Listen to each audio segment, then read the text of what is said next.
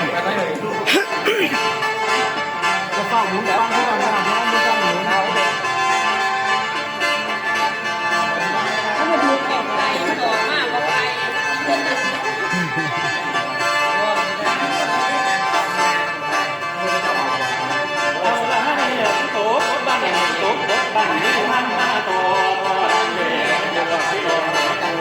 เพื่อนการล่ำทำนั้นประกวดกันนั่นทำนั้นประกวดกันนั่นลุงไอ้ผู้นี้ที่หนึ่งการล่ำมันบาดเป็นก้อนมู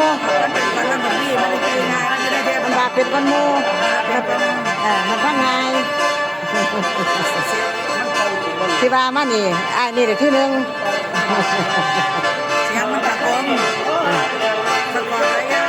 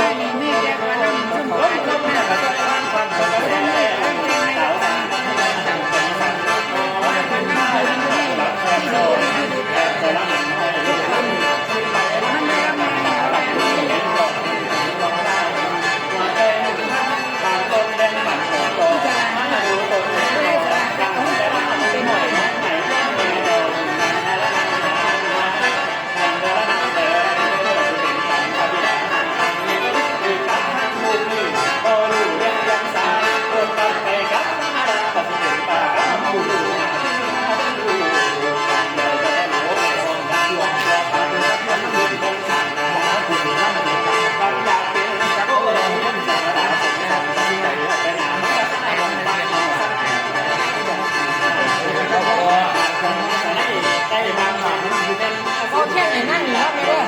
มาแล้วไม่โคแค่ถึงเลย